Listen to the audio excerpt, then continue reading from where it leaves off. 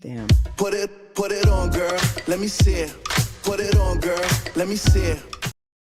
Hey, everybody. Welcome to Accidentally Informed, where your favorites come to spill the trending tea.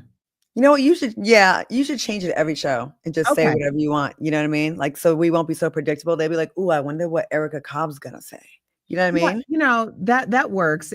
I'll keep them on their toes. But for now, I'm like, we have so many of favorites coming and spilling the trending tea. It just seems appropriate. That's true. And and any new viewers out there, I am Claudia Jordan and my beautiful co-host. I'm Erica Cobb. Oh yeah. I always felt like, should I say it? Should you say, like, you know, like when the person introduces themselves and the other person, I feel like is a bit of an overkill. So we got to coordinate that so it can be smooth. You know what I mean? Like, I don't want to be like a mic hog. No. You're definitely not a mic hog. This is a collaborative experience. So thank you so much for that. How are you feeling? Because everyone's been asking. Oh, I have to take a picture and post the wind chime you sent me. It's so pretty. I attached Shelly's collar to it with her bell. And I just got to find a good place to put it. So very, very cute. I feel a lot better. Like I said, I don't know if I told you, but on the way to the vet, I felt she said bye. Did I tell you about what happened? How she like went for my face like that, and she was like, and the life came back, and so it really gave me a lot more comfort because I thought I'd be worse off than I am. Like, it's sad, but I felt it this past year. You know, I felt like it's gonna happen probably this year. I don't know when, but it just happened like so fast. But I feel a lot better, and people have been reaching out, and you know, thank you for the lovely gift. I got flowers, I got the wind chime, and lots of people reached out because, you know, Shelly was famous. Shelly was on Real Housewives of Atlanta season 7. She was the 8th peach holder. She was the catnip holder, and people loved Shelly on the show. So a lot of people were like, I feel like I know Shelly from, you know. So yeah. Well, we have been praying for you. We have been sending you well wishes. And the wind chime, I'm going to tell you because my friend Sam Shocker, who's my co-host on DBL, she sent that to me when my dog Spike passed away. And when I tell you I have it out on the patio, when I sit on the rocking chair, it could be completely still, absolutely no wind anywhere. And all of a sudden it'll start chiming, and it's supposed to signify, and I believe it signifies that their spirit is with you. And so I think it's such a beautiful thing. And I'm glad that you received it and that you'll be using it because it's really great. And I love a wind chime too. Like, some people don't like wind chimes. I do. I just have to I don't have an area for it, like outside, like a sit down area. But a lot of weird things have been happening. So one thing I really enjoy, like, this is my bird watching equivalent, I guess, in my old age, is I have a camera that's like on the ground in front of my house. Of course, my Ring cam, but I have another one that I just plug in because I like to see like what animals, like I like to feed the animals in my neighborhood. So I put cat food out there because I saw a couple stray cats. I'm like, oh, I cannot stand to see like a hungry person or cat or anything, right? I put food out there and I just look at the cameras. I get an alert as soon as it says pet detected. Man, possums. So many possums in my neighborhood. Squirrels showed up. A litter of kittens, like 3 kittens showed up.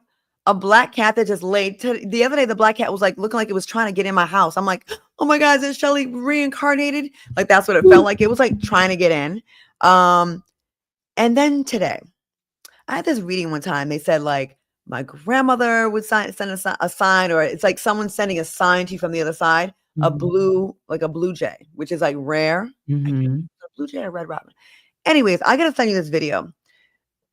This morning, this blue jay came up to my door, looked in the camera, and it was banging against my glass like, let me in, it looked like. And that is very, very weird.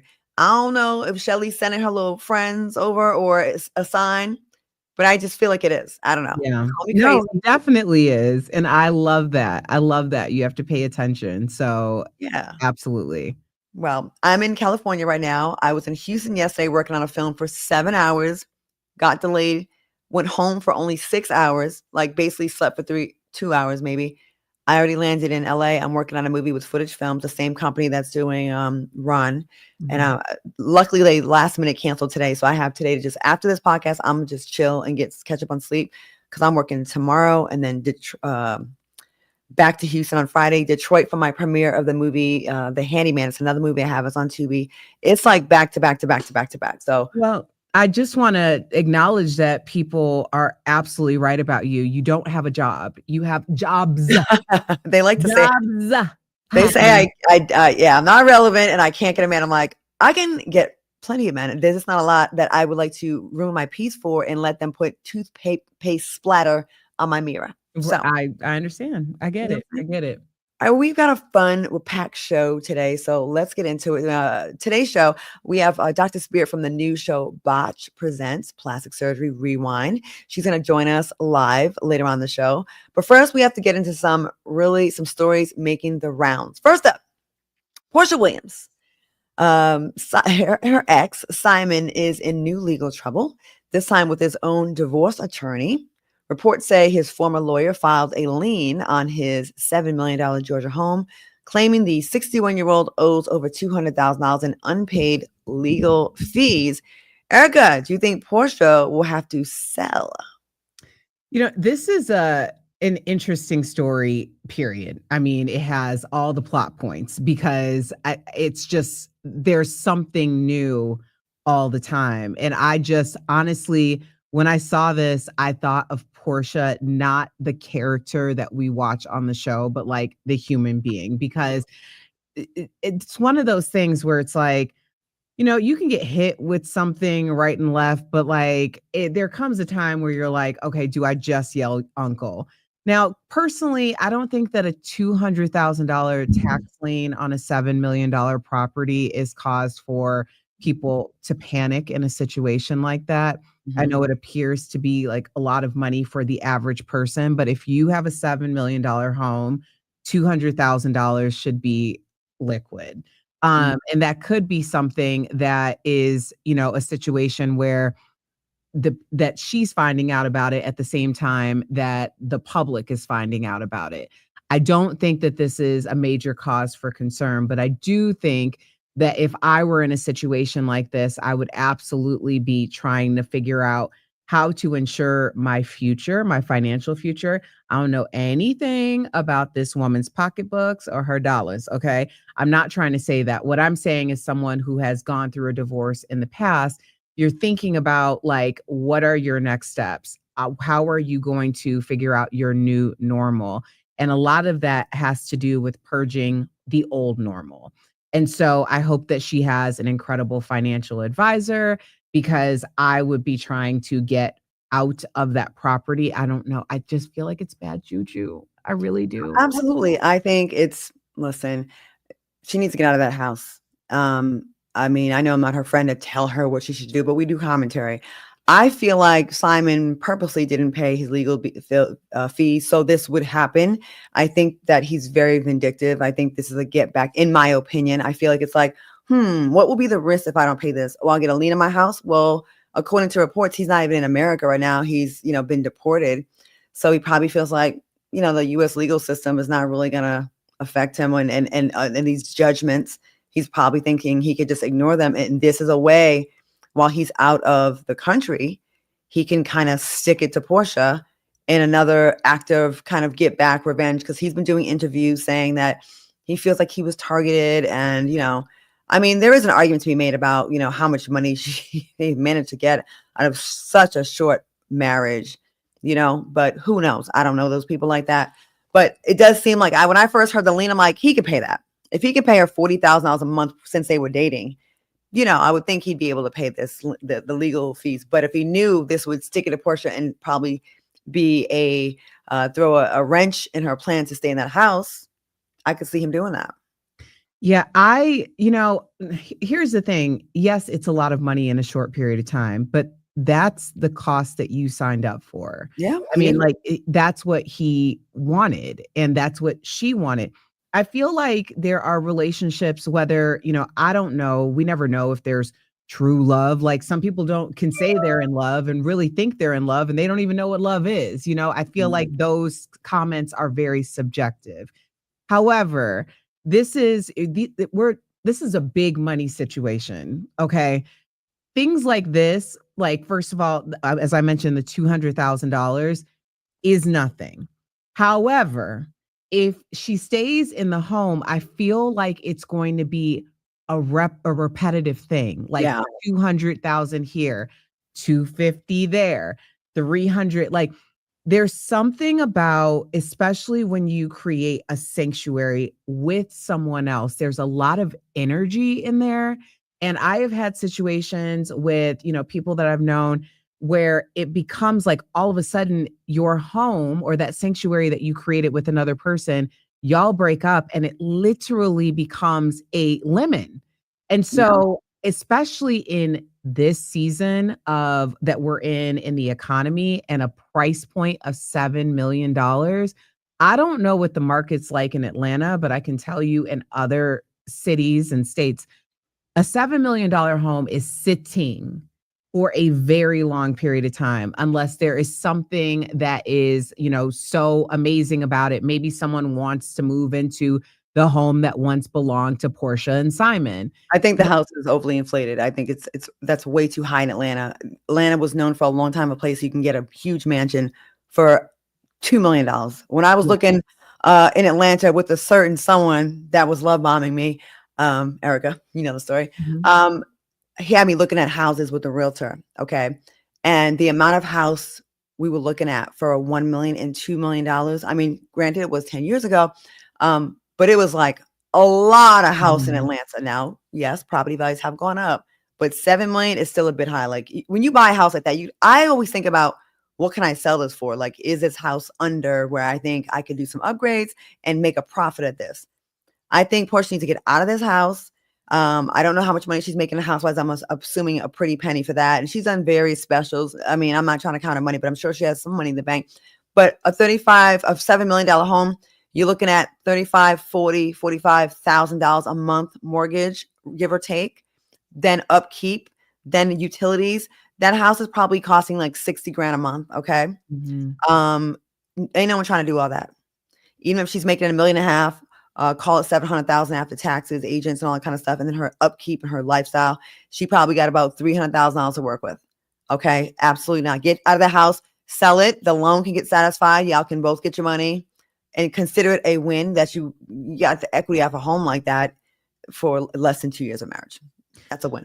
I mean, I would say based on, because I'm always looking at homes, like it's like my second job. And I've looked in Atlanta a lot. And I will say, if you want to get out of that home this time next year, I would suggest putting it on the market now. Right. It's going to be a while. Yeah. So, I mean, hey, that's my 2 cents from my realtor.com scholarship, but that's all I know. Thank you, Michelle Ingram, for your super chat. She says, I love this show for you ladies. You are so refreshing to see and hear. Keep going. Thank you. Thank you so much. It's been so amazing to talk to our informers. I was at a women's event last weekend and so many women came up to me telling me how much they love the show, asking how it came together. It was you. And I have to give you your props. You came to Dallas and you said, can you meet up with me? I said, yes. I was nervous. Whenever someone says, I need to talk to you. Oh my God. I'm like, what's happening? Oh, am I getting broken up with but we're not together. What is what? And then you said, would I want to go into business with you and do a I was like, that's it. Yes. Hell yeah. Oh my God. I was nervous. When people say that, I'm like, oh my God, I'm nervous. But yeah, it was your idea. I'm sorry. It was so ominous. So obviously you were the first guest on my live show. And so, and it was such a great show. And the chemistry, like the way that we fed off each other, but like we each had our own lane. So actually my manager, Giselle Phelps from Grand Rising Talent, she was like, you and Claudia, she's like, there's something there. Like you have a lot of things in common, but you're totally different people. It's like, you should think about doing a project with her. And I was like, okay, well, we were headed to Dallas for something. I'm like, Claudia lives in Dallas. It just literally converged all together. So I'm so glad we're here. And I'm so glad the informers are here. And they're growing. We've been getting like the views have been going up. We're growing with a little engine that could, but we're going to get there. Here's Kimmy Apple. Did you all celebrate 10,000 subs yet? We didn't, and we absolutely should. We did, like, on text, but yes, thank you to all of the subscribers.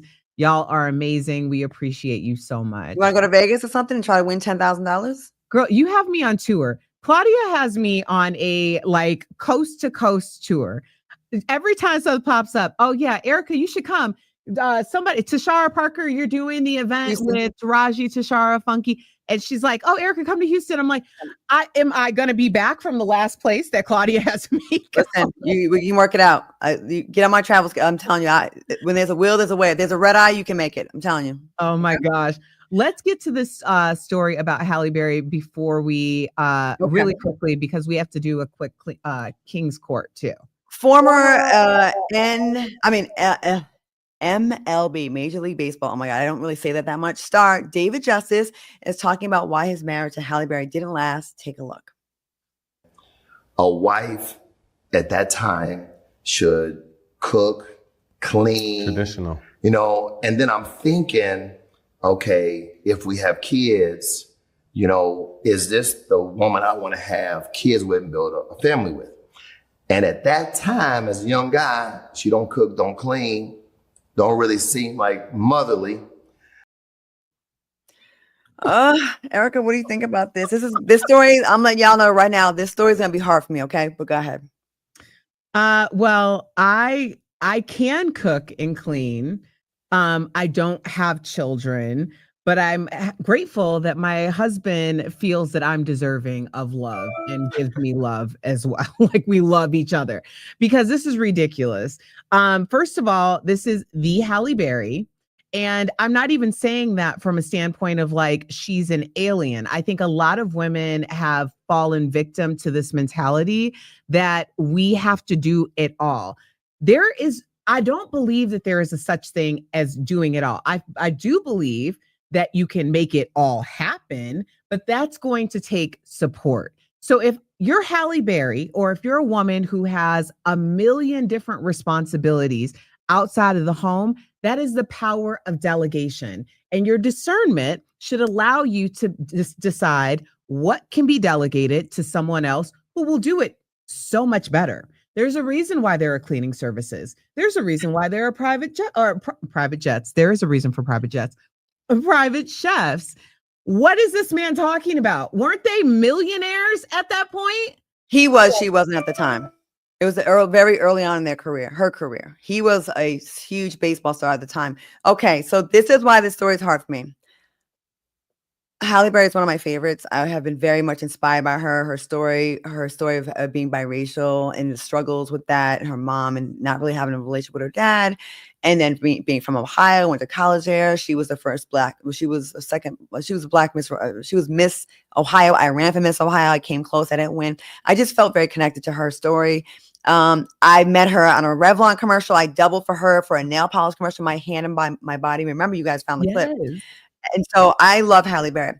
Fast forward 2 years later, I became really good friends with this girl named Rebecca.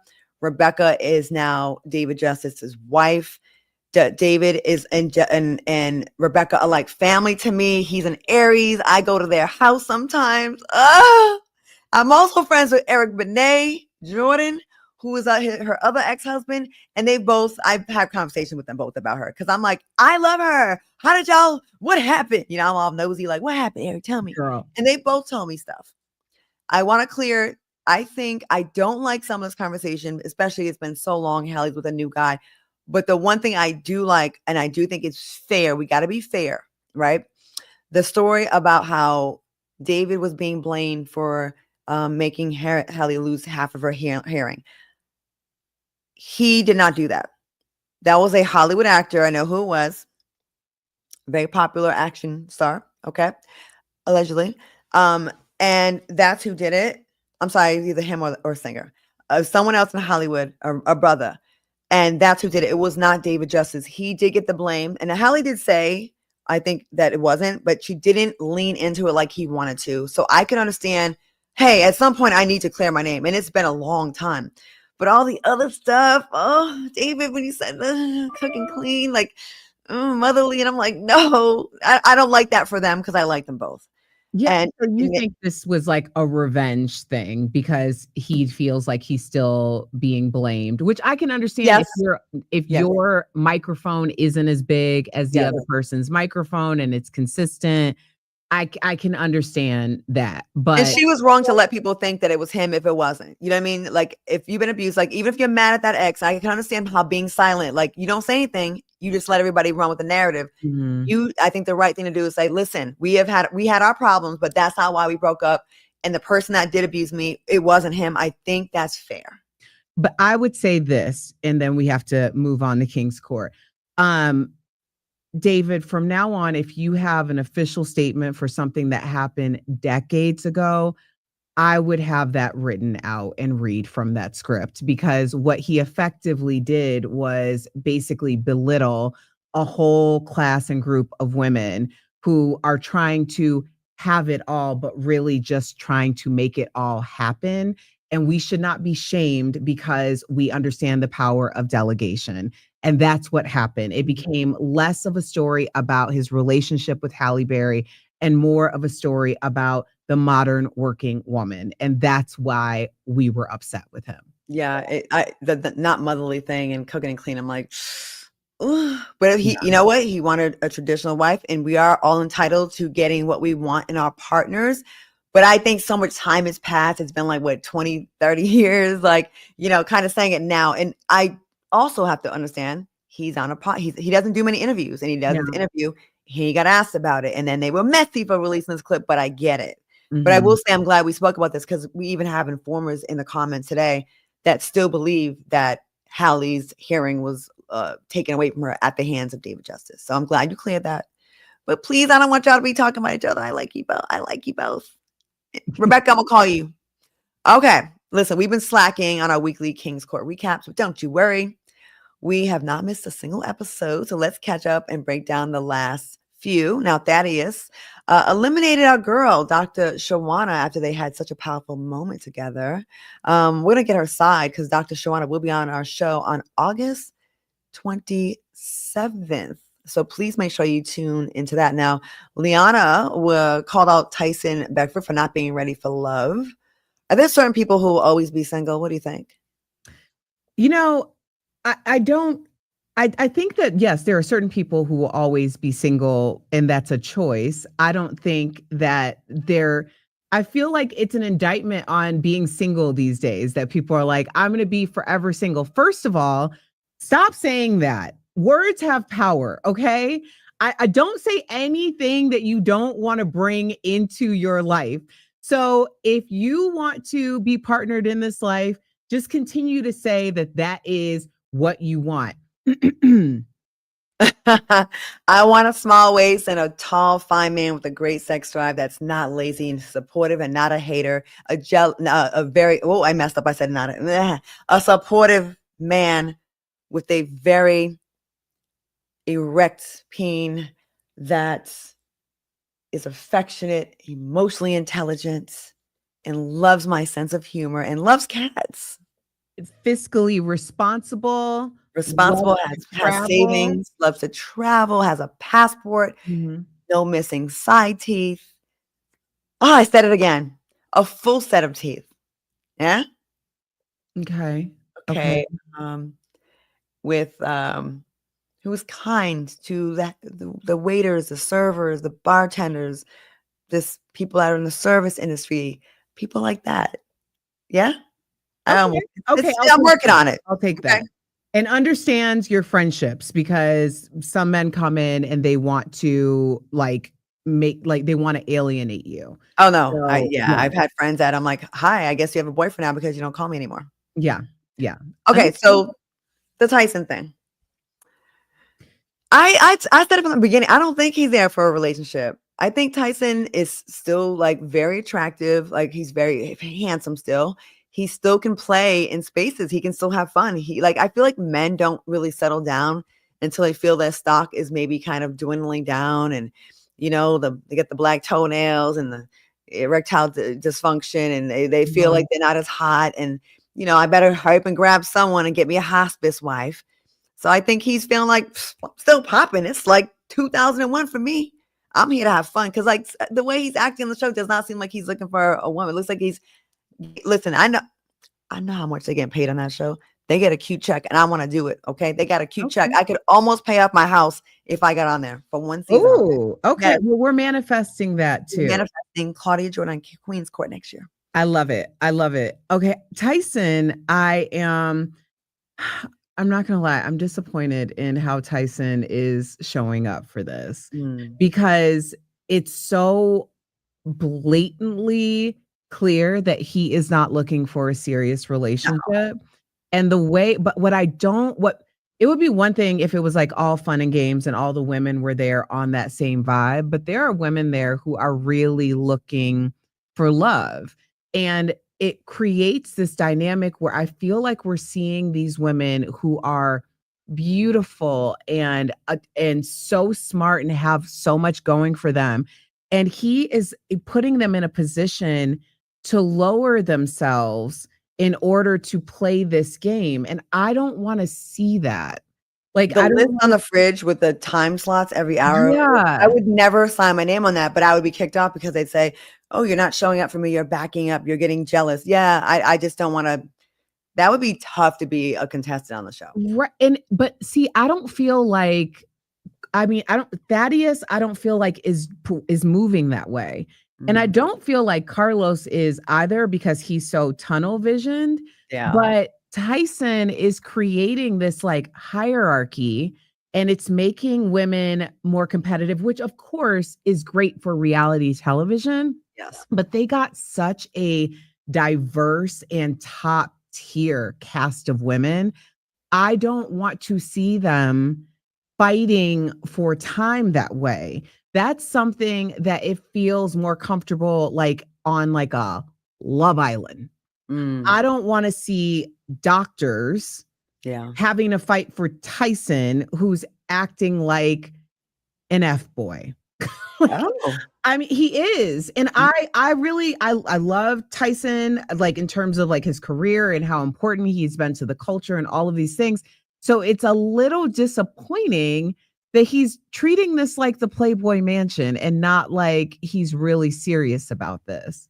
He's like, look, I got a few $100,000 to come on here and I'm on television. I haven't done a lot of television lately. I've been, models mostly are silent. We don't really hear what they have to say. And we actually like them like that usually more, because like there's something mysterious about them.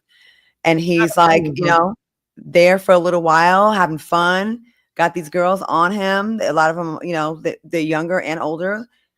I could see it feeling like, you're a kid in a candy store. And I could also see celebrities, and I know this is going to sound a little harsh, but I'm going to say it because I feel like it's happened on Queen's Court and King's Court.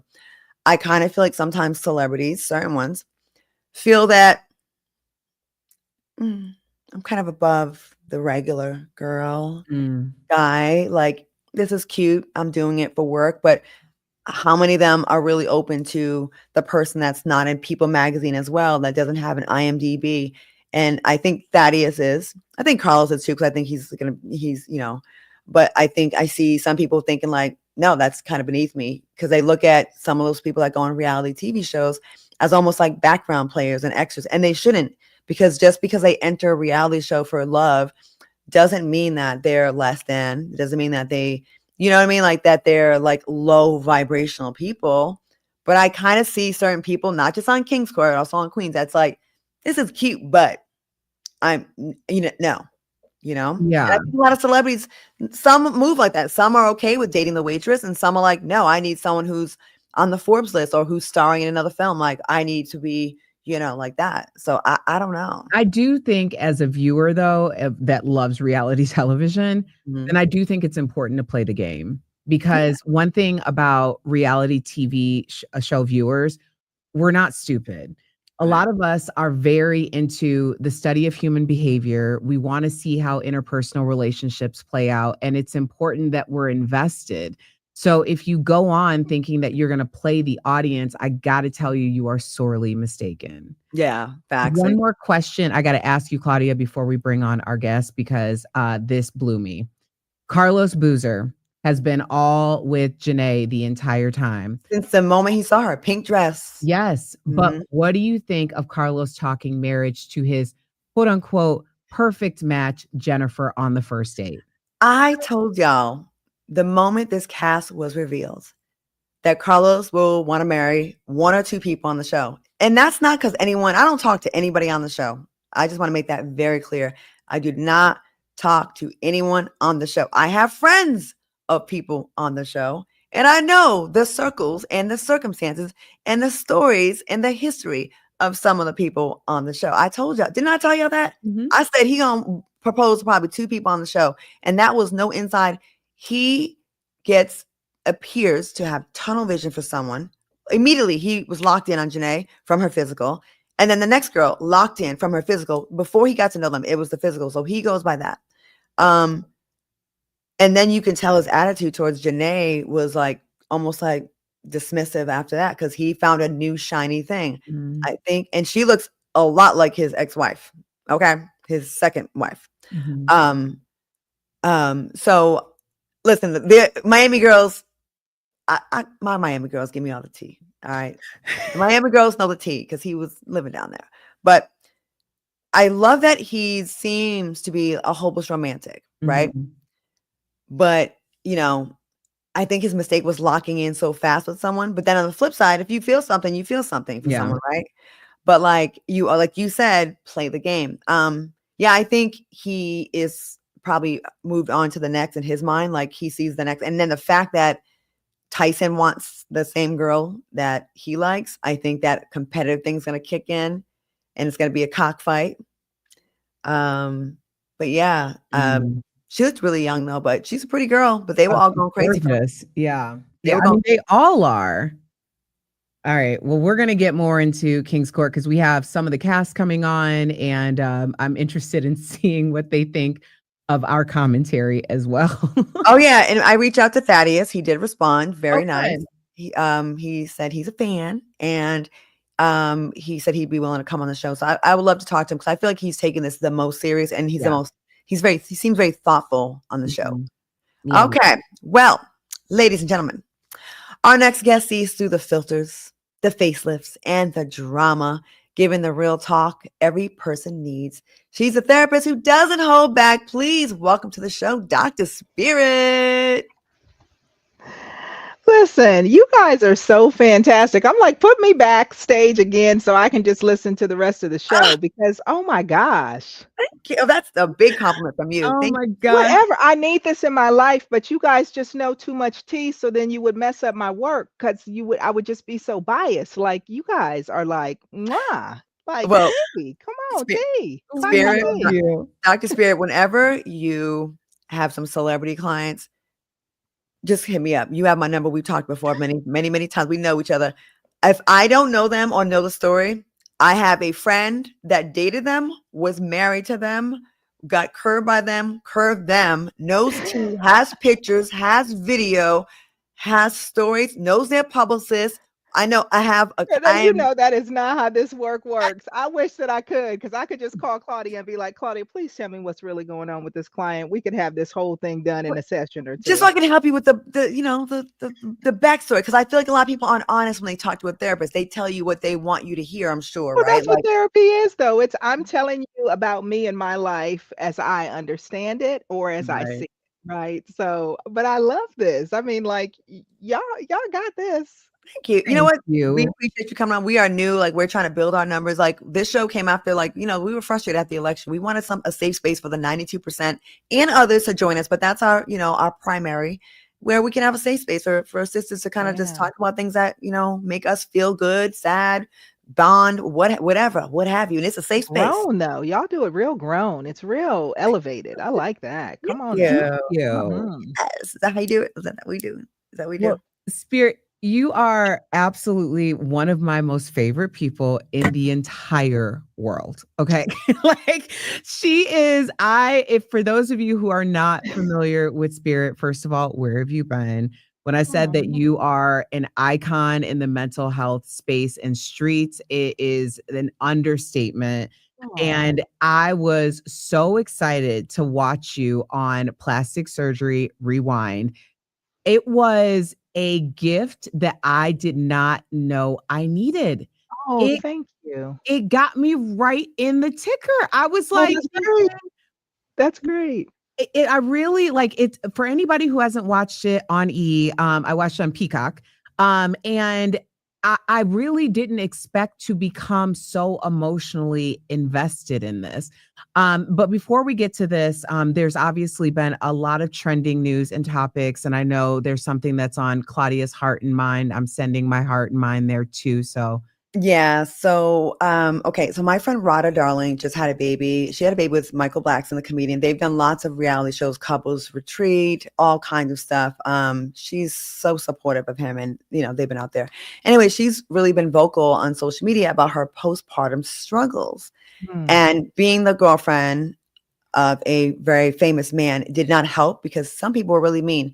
How do you help moms reconnect with themselves when they feel lost? Because I know she's going through it. This isn't her first Well, child. I think that that's a great question. And postpartum, if we're talking about it from a clinical perspective, is an illness, and it's something that affects millions of women around the world. So, first and foremost, treatment is necessary. And what happens is so many of us think that it's just sadness, it's just the baby blues, and we should be able to get over it. But no, it's an illness. In the same way, if you had high blood pressure, or you had a heart murmur, or you had anything else happening. So if she's really not feeling like herself and she's really struggling, then first and foremost, I would say enlist the right care team, the right therapist, the right primary care provider, the right specialist. Like, go down the rabbit hole until you start to feel better. The other part of that is support system. When your life changes, you need to figure out how to adapt all of those changes. Some of the people that were there in your corner and were just like lockstep with you are not necessarily the people that you need on the other side as things are changing and moving. So you have to be able to be adaptable, and you have to learn how to be able to advocate for yourself in a different way. And the other part of this also is that you have to make sure that you and your partner are in lockstep. And sleep when your baby sleeps. Don't be one of those people that think, okay, the baby is asleep. Now let me try to get done all the things that I couldn't do while the baby is awake, because you have to give your body time to rest and recover and to find its new normal. Wow. First of all, thank you. I had no idea that it was considered an illness. And I think a lot of people don't consider it or know that. So they just Yes. look at it like a woman is like almost how they dismiss women's periods. Like, oh, aren't you used to it? You're a woman. You're supposed to go through this. You're just Mhm. that, or you just, having PMS. I feel like it's very dismissed, and that probably makes her feel more isolated. She posted something and Absolutely. people came for her neck. Oh, they assumed she was talking about Michael. Oh, you know Oh. what you was getting yourself into. And they just piled on top of her. And I'm like, and Erica said, I think like a week or two ago, when did it become okay to attack women that are in suffering through Mm. postpartum? Like, when is that okay or cute? It's Well, not. we live in a really nasty time though, where now we got, gangster Twitters, gangster, everybody is anonymous. I can say whatever I want to say. I can feel however I want to feel. I can project and direct that anywhere I want to with anonymity or with no consequence. So it just feels really comfortable for people to just spout off. And unfortunately, we create these what we call parasocial relationships with people. We think because we're watching them on TV, we know their whole lives and we're filling in the gaps. And then we think that we have the right to weigh in. Like, her life is not hers anymore. She's not a human being with a real struggle, with real issues, with real hopes and dreams. So we can just say, well, what she needs to do and what she should have did. And if she didn't and she knew what she was, you don't know that woman from Adam. And even if you knew her last week, you don't know her today. And so what we really have to do is we really just have to invite and continue to create safe spaces for people. Because what you're talking about is a whole family, and a whole family that's connected to a whole community, and a whole community that's connected to all of us. Hence, we're talking about them. So we really just have to continue to just make sure that the right voices speak louder than the wrong ones. Well, I'm going to send this to Rada, darling. I'm going to send this to you, friend. I love you. And I'm here for you, Rada, for no matter what. I got your back. And if I need to go beat up somebody because you got a little newborn attached to your hip, I will fuck them up. Okay. No, I don't need you going to jail, but if you do, I got bail money under the cabinet. Thank you so much. I love my friends at good credit. Yes. Both y'all on the screen. And I want to I'll send talk to love the judge for because you. Yana, what had happened was. yeah, I mean, I do want to say that for all of, the heat that she received, and this is it's such an unfortunate time, she is representing a lot of women right now who do not have a voice and a platform. So I don't want her to have to be the strongest soldier to have to carry this. But at the same time, she has to know that she has liberated other women and to speak out. And I'm glad that we're having this conversation. I'm going to skip ahead a little bit because I want to make sure we get all the tea from you, the therapy tea. So Money Long has the internet buzzing after she tweeted about people being horrible friends, falling out with you, but still trying to keep a relationship with your mama. So what's your take on that? This is painful, but what we have to recognize is that loyalty is not something that is that we are entitled to. And just because we think that we should have it doesn't mean that we're going to. And so as frustrating as it may be, maybe some of that energy may be directed in the wrong place because her mom has to be willing to stay in relationship. Her mom got to answer phone, respond to text, open doors. And so the boundary, when we're wanting a particular kind of thing, we have to be careful about where we direct the energy. And that's a really hard thing because what we want somebody to do doesn't mean that they're necessarily going to say, okay, I'm riding with you and this is us. So if mom is not gang, then where does the conversation really need to be had? And it's not just her, that's anybody. I did not see that answer coming. Well, it's, because we give our power away too often and we direct our frustration and our resentment or our animosity in the wrong directions. It takes two, right? Relationship is how any two things or more interact with each other. So you're mad at her, but mama could have put that in place real quick. I'm sorry, that's my child. That's y'all are not good. We're not good. That was not mom's rules. Mom's not playing by that rule. Are you trying to still have an attachment in my life and try to get to me by using my mom and my mom's grace that she may still be open to you? Nah. Sorry, you can't do all that. Has that happened to you, Erica? See, this is interesting because I really thought that I was in the minority on this because I very much, if we have had a falling out, especially one that I'm calling you a horrible person falling out, which is extreme, then my mama know. And my mama, mama is gonna say to me either, well, I was wondering how long that was gonna last, or she's gonna say, have you considered X, Y, and Z? Now, depending on what the fallout is, my mom is not, if you have been really malicious towards me, my mother has a very hard line in the sand. She does not get involved in that way because that's that was your relationship that ended there. But I've been in precarious situations in the past where I've had a falling out for whatever reason, mutual, one-sided, whatever it was with someone. And people in their inner circle continue to reach out to me and support me or say hi, and so I don't want to be disrespectful. So I'll, double tap a heart. I'll say thank you, things, but I don't initiate. And I always have felt really weird about it because I always think my mom would never. So I wonder if what's going on over there that this is happening toward you, People don't, not everybody sees loyalty the same way. And mom may say, listen, my relationship with my child is different than my relationship with this person. And because they're upset with each other, I don't feel the need to have to change my relationship with either of them. Everybody subscribes to a different rule. That's why that sense of entitlement, it just can't be there. We have to have effective communication with each other. And we have to recognize that just because we want a thing with somebody doesn't mean they will. Now, I'm a mom of 7, right? And so I have a lot of different relationships that they have that come and that go. And hey, we're still cool or we're not. Could you please not talk to that person or this person? I think that there's something maybe we can reconcile and work it out. But if at the end of the day, for me, it's for my children, how do you feel? Where do you want to see me positioned as your mother, as your continued support? Because you're going to be me and you forever. Everybody else is just extra. So it just kind of has to be that way. But everybody else also knows their role and what the hierarchy is too. But everybody, again, does their life differently. So the question is, how does she want to be doing her life with her mother for the rest of her life? And does her mother recognize the consequences of what she's communicating to her daughter now? Because listen, long after the friends, Mooney may not forget. That's right. All right. Well, thank you. That was fantastic. Now, we also talk about friendships a lot on this show. Mm. And those breakups, you know, I feel like a friend breakup can be even more painful than romantic ones because Oh, yes. I'm not gonna lie, I almost always go into a relationship like, okay, how's this probably gonna end? You know what I mean? Like, because they haven't lasted until now. Girl, we got to talk. That's why you over there talking about he got to have some nice teeth and some, we're going to get that It's half together. That jokes, ain't how but we kind go of. in. But what's the number one mistake that people make when going through a friend split?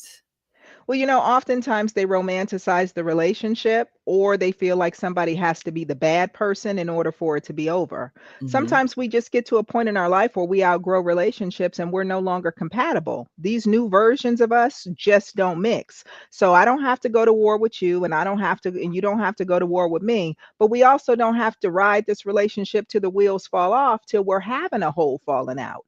Let's talk about the issues in a very mature way and determine, are we still moving forward in friendship because the relationship still fits us? It has to be about quantity. It can't be about quantity. It has to be about quality of relationship. So if I'm rolling with you just because we've been friends since college, we've been friends through thick and thin, but where we are now is more thin than thick, then we have to decide, are we going to do what it takes to repair it, or is this where we go our separate ways? And stop trying to act like everything was wrong with that person when you all decided to go your separate ways. We're often looking on that side of the fence without recognizing it took both of us to get the relationship where it was, and they weren't in the bubble by themselves. So take stock, take ownership, take accountability, and then move into what really works for you. And don't give that relationship energy once you decide to let it go. But Dr. Spirit, how long can we be in the looking on the other side of the fence? Is it 30 seconds, 30 minutes, maybe 30 days?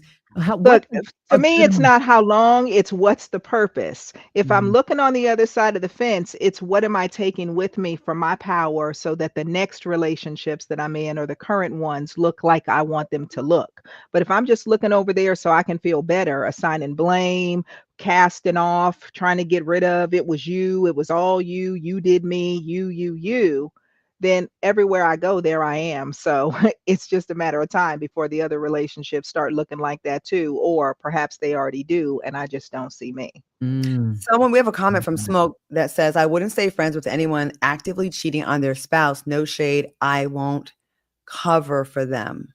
See, and that's the boundary, right? And knowing the boundary and making sure your friends know the boundary that says, don't have them calling me because I'm telling. That's something that's very, that kind of hits home for me because ever since I did reality, I spoke to you about this, Dr. Spirit, constantly accused of being a whore, doing things I didn't do. And I'm like, wait, what? So I usually get the blame. I have a friend that tell me, you get blamed for everything that I really do. I'm like, I know, it's crazy. And then you never say it publicly and clear my name. Ooh. It's happened to me more than once. Like for some reason, they want me to be a big old hoe so bad. Meanwhile, I've been celibate for a long time. But anyways. But I just heard you say it happens to me more than once. Claudia, me and you. It has. I know. Selena told me I need to talk to you. Selena Johnson, my girl. They also told you everybody's been telling you need to talk. Hey, I'm busy. I'll get to it before I die. Nobody's that busy. So there was a girl that I was hanging with, and we were like posting a lot of pictures of each other and stuff. Come to find out, she was a mistress, right? Like she wasn't actually that honest about like the origin, like where they really were. Like she was leaving some parts out. They were on their way to getting there, but they weren't there. So I'm posting the girl on my page, like everything's all good. A big scandal breaks out. Of course, now all her stank is all over me. And all over me. They birds of a feather, so it's easier to just assume, and it's easier to put the angry emotions and the frustration and the resentment on you, so then I can forgive this person and keep them, but I don't want them to ever have anything to do with you, and you've been the problem all along. It's an easy scapegoat situation. I don't deal with it anymore because I feel like, and a man told me this one time. He said, I don't deal with men that don't really spend, they're not good fathers of their kids either. Because how can I expect that person to be a good friend of me or good in business or whatever if you're lying to the person you're laying down with or the person that you created? Like Listen, I stand on character is that. real. It just depends on the kind of relationship that you want. Some folks are just looking for the good time. They looking for the cover. What you No. do by yourself has nothing to do with me. And other people are like, I want something that's real and connected and intimate. And if I can't have you in my life and then still have to watch out for bringing you around certain people or what being in my life is going to do to me, who has time for that? Once I lose respect for you, though, it's very hard for me to hang with you. I can't even look you in the eye anymore. You know what I mean? Like once I have no respect, like I lose respect, it's kind of over after that for me. We are going to set this up because I think I'm doing pretty good considering all the traumas I've had in my life. I'm still standing. Considering, considering. I should be in a straitjacket for what I done seen. But I'm just all the more saying, reason why she need to go see somebody, huh? We're gonna get her together. I know who she get her should together. see. I know who she should see, and a bunch of other people did too. Because let's talk plastic surgery. Rewind. Do I need plastic surgery? No. That segue kind of felt like he was being a little shady, Erica. Like, no, speaking of plastic surgery, Claudia. That was called a segue. Thank you. Like I said that segue. You kind of brought me in. Okay, go ahead, Erica. Let's hear it. I found this show so fascinating. I binged the first 4 episodes. What is one thing that people are secretly hoping that surgery will fix, but it never does? Their self-esteem. Their self-esteem. It is, I'm hoping that this is going to be the thing that makes me feel completely whole and good about myself. And what they don't recognize is the problem with plastic surgery is when you change something, you're just changing one thing, but because you're a whole complete person, it's connected to everything else. So if I change my nose now, then my cheeks are connected and my top lip is connected and my forehead is connected. So now I need to make some adjustments because it doesn't look right. And what we don't recognize is our brain is constantly looking for familiar. So as we start to tweak things, we become unfamiliar to ourselves. And then we go, that doesn't quite look like where I'm trying to be either. So maybe if I fix this and then this and then this, and they look up and over time, they've had more procedures than they ever intended to. And then they get further away and then they look at original pictures of themselves or younger pictures and they go, I was hot back then. I was beautiful. There was nothing wrong with me to begin with. I can't believe that I've done all of this to myself. And so that's the unfortunate circumstance. That's the cautionary tale that actually made me say yes to sign on for this project. I'm so glad you did. I'm so glad you did. Kim Zolciak and her daughter Brielle are on the show. Seeing a parent change their appearance make a child feel, more self-conscious about their own looks because like, all right, we look alike and mom, you don't change your face. What's that say about me? What do you think about them? Yeah, well, I love them, to be honest with you. Kim was so fantastic and brilliant. Like to talk to her, like behind the scenes, she is really a phenomenal intellectual woman that I just like had a lot of fun just talking with as another grown woman. But I think it's deeper than just someone changing something. If it was just that, then most of us would be great because the reality is most people aren't having plastic surgery. It's worse. It is hearing a parent talk negatively about a part of themselves. Because it calls into question and causes us to look. Our parents are our first example of the people that we typically fall in love with. And so if you are, 8, 9, 10 years old and you watch your mother day after day stand in front of the mirror and sigh as she touches her belly, turns and frowns as she turns and like looks at her butt, talks about, oh, my legs, I just have my mother's leg, this is just horrible, and watches, it communicates to you she's not happy with herself. She doesn't love herself. And that becomes a cautionary tale. If this is a problem for her, this may become a problem for me too. And so what a child will start to do is hyper obsess about certain parts of their bodies before their bodies are even fully developed. And then it changes the way that they see that part of themselves as they are getting older. And so we just obsess over certain body parts, which is really a privilege if you think about it, because we go from functionality, it's an ableist thing, right? When something is not working, we just wish that it worked. I'd give anything to have my breasts back when I've had a mastectomy. I'd give anything to have just legs that work if I'm, in a wheelchair. But when everything is working as it should, we stop thinking about functionality and we go to how does it look? and how can I make it look better according to not necessarily what I want, but what everybody else finds attractive. I think I'm having a moment because I'm looking at the comments right now, and I felt like my behind was just fine. It helped me become an all-American sprinter. And B. Will says, FYI, Claudia, you need not surgery, but a BBL would change the game for you. One of the most aggressive ones. Case in point. So that butt was the butt that helped her sprint like nobody's business. It was lean. It was muscular. That function of what it created. Then somebody plants a seed that says it would look better. You would be more desirable if you did this. Now, meanwhile, that's one person's opinion. And while it may look like that for him, imagine how she would feel then if there were 20 million other people who were like, why did you do that? What did you do that for? And all of a sudden you're going back and forth between everybody else's opinion instead of this is how I feel about me. This is how I want to see this part of me. And I have the ability to create that for myself. And I love me just the way that I am. And that was the story of Jessica Dime on the show. When she told her story, honestly, y'all watch Plastic Surgery Rewind. It airs on Wednesdays, 10 p.m. Eastern on E! Spirit, before you go, I just want to get a quick synopsis of Picture Perfection, because when you talked about Picture Perfection, I'm like, everyone on social media should hear this definition.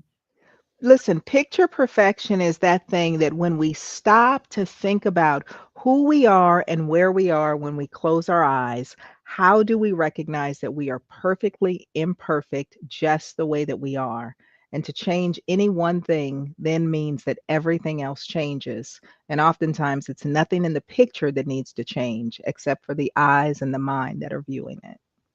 Very nice. Love you so much. I love you so much. I wish I could talk to you every single day.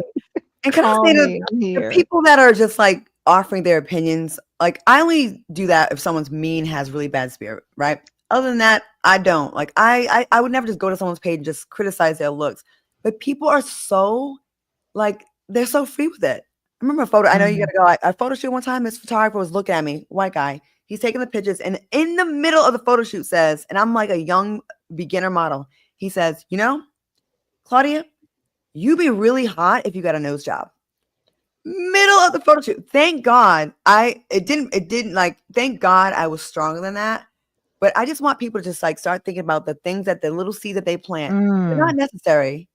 And you can recognize when people don't have the ability to see the beauty in you, there's nothing wrong with you. They're telling you about their inabilities and their inadequacies. And please keep it moving. Do not change yourself to fit their picture, because they have moved on and they don't even remember what they said to you. And it will be a consequence that will last you a lifetime. My goodness, that's wow. Thank you so much, Spirit. I'm gonna call you. Please do, girl. We're gonna get you together, from the broody to the tootie, from the man to the trauma that you just holding on, because it shouldn't be. I'm just lucky not to be in a straitjacket. No, ma'am. Well, I do a lot of self-deprecating humor. You know, I've always been like that. I actually am in a really, really fantastic place. I'm very happy right now with my life. I love that. I love that for you. I love you guys. Where can people find you and follow you? Oh, please. They can find me at Talk to Spirit everywhere, right there. Talk the number 2 Spirit. And they can come and support all the incredible work that we're doing. And listen, in the nonprofit, please come and volunteer, because we are working to change mental health around the world. And it takes every last one of us to make this world a better place. So come be a part of the work. Thank you for all you do. My pleasure. So much. Bye, guys. In touch. All right, that was awesome. I love her so much. I'm so happy we had her on. Yes, she's awesome. She's great. And there was a show she was doing. It was like another dating reality show. Love, not Island. It was Love. I forgot the name of it, but me and my ex was supposed to be on that show, but I was working on the radio station and they would not give me 3 days off to go do it. And it was like, I just needed 3 more days out after my vacation was used up. And I would have loved to work with Spirit at that time. But you know what? I got a number. I can hit her up. That's right. That's right. Now, Informers, next week, I'll be at the premiere of my new movie, Run, and maybe Erica will be on tour with me. We'll see. I'm trying to see if she'll come to Atlanta or New York or LA premiere. So we won't be doing a live show. But my co-star and writer of the film, Marcus Houston, is going to be sitting down with us We're about to interview him like right now, and we will air that interview next week instead. So please tune in for that. You don't want to miss it. And when we come back, we'll be sharing pictures from the premiere, and like it's gonna be great. We're getting all the behind the scenes from Marcus and everything. So Informers, thank you so much. Erica, where will you be joining me on tour? Well, I think I'll see you in New York. So Yes, there's 'cause that. we're And then doing we have some things that we can like announce later. So maybe we'll have breakfast together. maybe we will. Maybe we'll go to Lunch a and club. dinner. Maybe we'll go, I don't know. Maybe we will. Maybe we will. So I'm really excited to join you. We have so much planned. And Informers, as always, please like, subscribe, follow, and also check us out on Instagram as well as TikTok. Detroit, I'll be in Detroit this Saturday for the premiere of The Handyman. It's coming out on Tubi. If you want to go to the premiere, I'm going to post something on my page later on today and get your tickets, okay? I'll be in Detroit Saturday. Come see me. Erica, mwah, see you soon. Talk later. Enjoy. Get some rest. Bye, guys. Put it on, girl. Let me see it. Put it on, girl. Let me see it.